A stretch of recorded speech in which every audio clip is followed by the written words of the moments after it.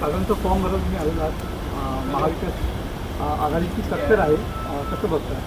नाही, मी खरं तर सुरुवातीलाच राज्याचे सन्माननीय मुख्यमंत्री आदरणीय देवेंद्र फडणवीस साहेब, उपमुख्यमंत्री आदरणीय एकनाथजी शिंदे साहेब, आदरणीय उपमुख्यमंत्री आमचे राष्ट्रीय अध्यक्ष सुनेत्रा काकी पवार असतील, भारतीय जनता पक्षाचे सन्माननीय प्रदेश अध्यक्ष रवींद्र चव्हाण साहेब असतील, आदरणीय तटकरे साहेब असतील, त्याचबरोबर शिवसेनेचे जे समन्वयक मंत्री आहेत उदय सामंत साहेब आहेत, इतर सर्व भरत शेठ गोगावले असतील, सगळेच या सगळ्यांचेच या निमित्ताने मी आभार मानेन की महायुतीचे उमेदवार म्हणून आदरणीय राणेसाहेबांचा सुद्धा मी आवर्जून उल्लेख करेन की त्यांनी सगळ्यांनीच आज अनिकेतबाई तटकरे यांचा उमेदवारी अर्ज महायुतीचे उमेदवार म्हणून दाखल करत असताना त्यांना आशीर्वाद दिले. मला खात्री आहे की अतिशय यशस्वीरित्या ही निवडणूक प्रक्रिया पार पडेल आणि या निमित्ताने जे या निवडणुकीतले सर्व मतदार बंधू भगिनी आहेत यांनाही, स्थानिक स्वराज्य संस्थेचे सर्व प्रतिनिधी असतात यांनाही, यांचे आम्ही जे महायुतीचे सर्व आहेत यांचे आम्ही आभार मानतो की त्यांनी या उमेदवारीचा अर्ज दाखल करत असताना आज आम्हाला सगळ्यांनाच आणि उमेदवार म्हणून अनिकेतबाईंना आशीर्वाद आणि पाठबळ देण्यासाठी उपस्थित. काही लाडकी बहीण योजनेमध्ये काही अर्ज जे आहेत ते बाद झालेले पाहायला मिळतात. जवळपास अर्ज बाद झालेले नाही आहेत. खरं तर महायुतीची एक सर्वात महत्त्वाकांक्षी योजना म्हणजे मुख्यमंत्री माझी लाडकी बहीण योजना आहे. याची KYCची प्रक्रिया ही साधारणपणे गेल्या वर्षी ऑगस्ट महिन्यामध्ये सुरू झाली होती आणि त्याला पहिल्या सुरुवातीच्या ह्याच्यामध्ये जवळपास 3 महिन्याचा कालावधी देण्यात आला होता.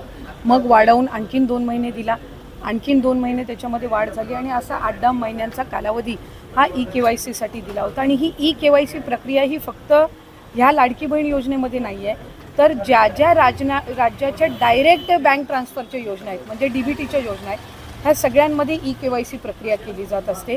आणि हा जो 80 लाखाचा आकडा आहे हा फक्त KYCचा नाही. यात KYCचे काही महिला असतील ज्यांनी KYC केलेली नसेल इतक्या मुदतीत सुद्धा तेही आहेत. काही आम्हाला गेल्या 10-10.5 महिन्यापासून आम्ही एक IT विभागाचं म्हणजे इन्कम टॅक्सचा आम्ही जो आकडा ज्यांचं उत्पन्न 2.5 लाखापेक्षा जास्ती आहे हा डेटा जो आहे हा आम्ही त्या ठिकाणी मागवलेला होता. त्याला साधारणपणे 10-11 महिन्याचा कालावधी गेला.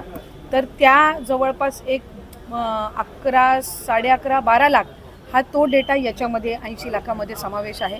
याच्यात 4.5-5 लाख अशा महिला आहेत ज्या 65 वयोगटाच्या पुढे गेलेल्या आहेत, जे वयाचं निकष आहे तर त्यामध्ये असतील. त्याच्यानंतर याच्यात सरकारी कर्मचारी ज्यांनी लाभ घेतला होता ते काही हजारांमध्ये होते, 14-14.5 हजार असतील. त्यांच्याकडून वसुली जी आहे ही गेल्या 8 महिन्यापासूनच सुरू आहे, त्याच्यामुळे ते याच्यामध्ये आहेत. तर अशा पद्धतीनं काही नमो शेतकरीचे आहेत जे नमो शेतकरीचाही लाभ घेत होते, याचाही घेत होते. तर अशा पद्धतीनं ते साधारणपणे हा आकडा आहे. याच्यात सुद्धा काही आमच्याकडे ज्या लाभार्थी महिला आहेत यांनी विनंती केलेली आहे की त्यांनी KYC करून सुद्धा त्यांना लाभ हा बंद झालेला आहे. आम्ही त्याची फेर तपासणी करत आहोत जेणेकरून कुठलीही महिला जिनी KYC केलेली असेल ती लाभापासून वंचित राहता कामा नये. त्याच्यामुळे राज्याचे मुख्यमंत्री देवेंद्र फडणवीस साहेब, एकनाथजी शिंदे साहेब, आदरणीय सुनेत्रा काकी असतील, मंत्रिमंडळ असेल, यांच्या याच्यानी आपण ती ज्यांनी KYC केलेली आहे पण त्यांचा कदाचित काही कारणास्तव टेक्निकल अडचणीमुळे लाभ बंद झाला असेल ती आम्ही करतोय. काही अशा आहेत ज्यांनी संजय गांधी निराधार योजना आणि लाडकी बहीण योजना ह्या दोन्हीमधून जे लाभ घेत होते ते छाननीमध्ये कट झालेले आहेत, पण त्यांना दोन्हीपैकी एका योजनेचा कंपल्सरी लाभ हा आपण देणारच आहोत. त्याच्यामुळे जे अशा बाय डिफॉल्ट दोन्हीकडे लाभ घेत होते आणि दोन्हीकडनं त्यांची नावं कट झालेली आहेत त्यांना दोन्हीपैकी एका योजनेमध्येच तरी 100% त्याचा शासकीय ह्या योजनांचा लाभ हा मिळणार आहे. काही RTOच्या संदर्भामध्ये तक्रारी केलेल्या आहेत. यातल्या 80 लाखामधल्या जवळपास 3-3.25 लाख हे RTOचे आहेत ज्यांचे वाहनं आहेत पण ते लाभ घेत होते. हा एक 6-8 महिन्यापासून डेटा मिळालेला आहे, असा कन्सॉलिडेट करून आहे. पण त्यातल्याही काही लाभार्थ्यांनी म्हटले की आमच्या नावाने म्हणजे निवेदनं आलेली आहेत की आमच्या नावाने कुठलंही वाहन नाही आहे, तर त्याची फेर तपासणी होईल. तर त्या पद्धतीनं आहे. आणि साधारणपणे ज्यांनी KYC चुकवलेली होती त्यांना 30 एप्रिलपर्यंतची मुदत ही देण्यात आलेली होती दुरुस्ती करण्याची. त्यामुळे असं आहे.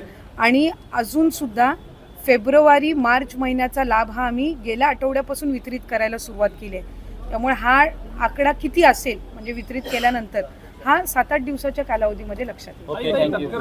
अनिकेतजींच्या उमेदवार 2 आक्षेप प्रामुख्याने घेतले. एक म्हणजे भास्कर जाधव असं म्हणे घराणेशाहीचा त्यांनी उल्लेख केला आणि दुसरी गोष्ट म्हणजे मागच्या टर्ममध्ये अनिकेत तटकरे हे किती फिरले, त्यांनी किती आढावा घेतला, किती प्रशासनाच्या लोकांमध्ये आणि त्यांच्याकडे नाही, खरं तर भास्करराव जाधव साहेब ज्येष्ठ नेते आहेत, त्याच्यामुळे त्यांच्याबद्दल काही वक्तव्य करण्याचा एक कार्यकर्ता म्हणून, एक छोटी कार्यकर्ता म्हणून मी त्याच्यामध्ये म्हणजे फारसं काही स्वारस्य हे करणार नाही. पण महायुतीचे उमेदवार म्हणून अनिकेतजी तटकरे यांना उमेदवारी दिलेली आहे आणि उमेदवार हे महायुती ठरवत असते. त्यातून त्यांचा 6 वर्षातलं कामकाज असेल गेल्या वेळेसचं ते ग्राह्य धरून असेल आणि त्याचबरोबर महायुती म्हणून जे उमेदवार ज्या ज्या वेळेला ठरवले जात असतात, खरं तर प्रत्येक पक्षाला किंवा युतीला किंवा आघाडीला अधिकार असतो मूल्यमापन करण्याचा. त्यामुळे इतरांनी काय उमेदवार वगैरे केलेले आहेत यावर मी दुसऱ्या पक्षाच्या ह्याच्यावर भाष्य करणार नाही. पण आज मी राज्याचे मुख्यमंत्री, दोन्ही उपमुख्यमंत्री आणि महायुतीच्या सर्व नेत्यांचे आभार मानते की आज त्यांच्या पाठबळातून, आशीर्वादातून अनिकेतजींना उमेदवारी मिळाली.